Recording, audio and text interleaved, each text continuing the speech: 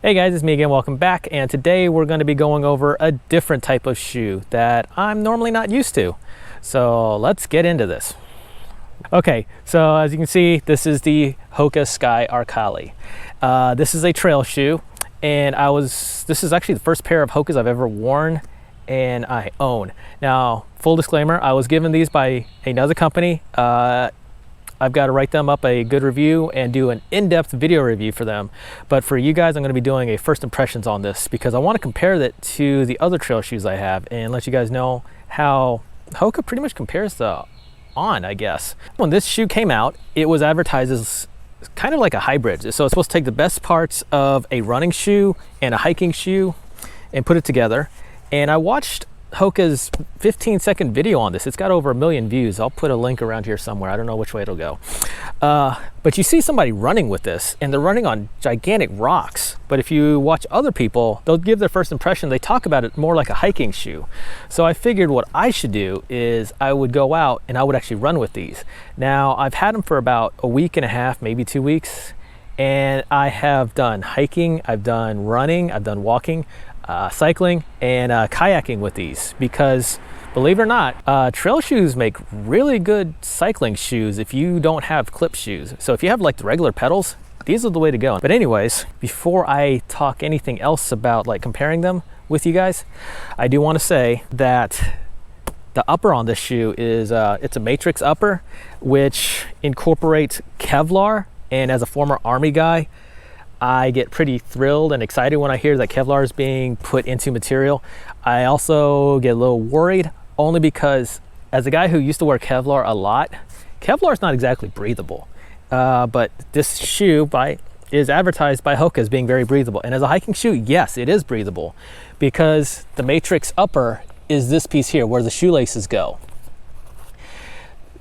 Right here is 2 layers of fabric. And the outer layer that you can see, you can definitely see that it's got a mesh where it can breathe. And then underneath that, you have to look really closely, and I don't think the sunlight's gonna let you see it on this, but there are little bubbles in there, and they're symmetrically patterned, so that way it will allow for breathing.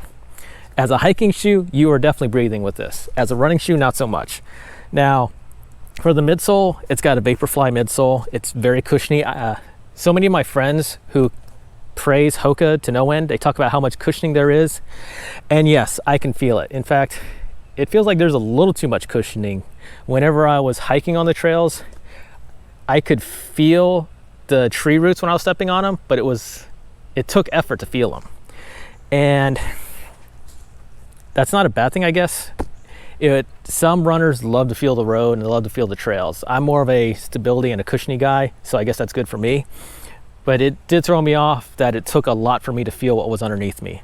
Now for the outsole, you see that they went with the Vibram Mega Grip, or as I say, Vibram.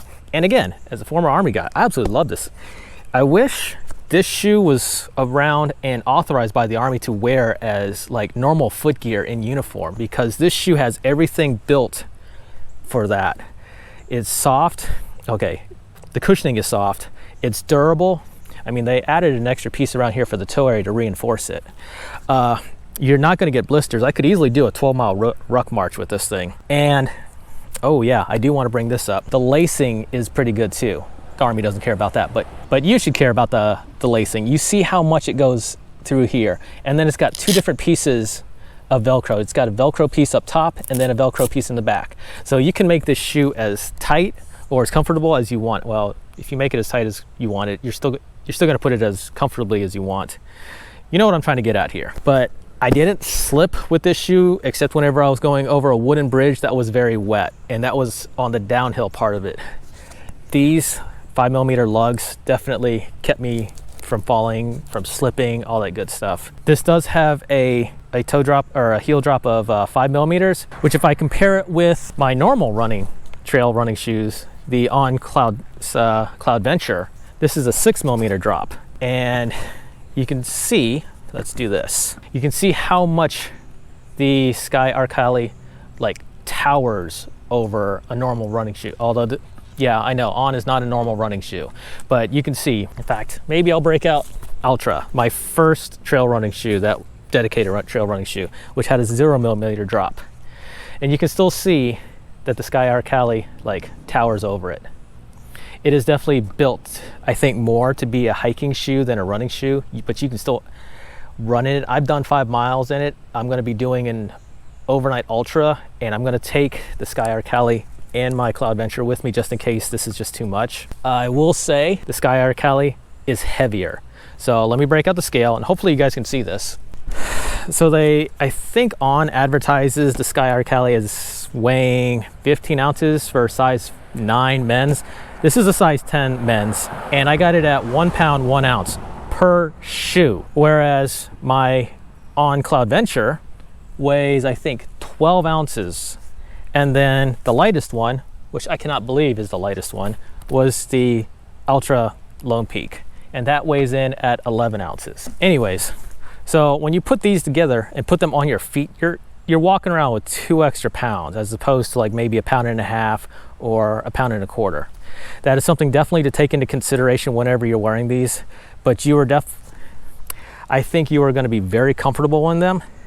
I have read that people said that the sides of the shoes are narrow, or too narrow for them.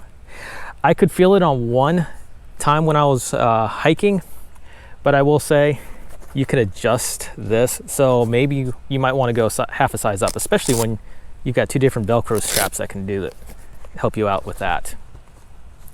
That is all I've got for now. I actually plan on doing another video on this besides the one for Run Repeat, but I do want to do another one maybe 3 months down the road to see how these hold up and see how they do compared with the other 3, because I would love to do a comparison video of all 3 trail shoes.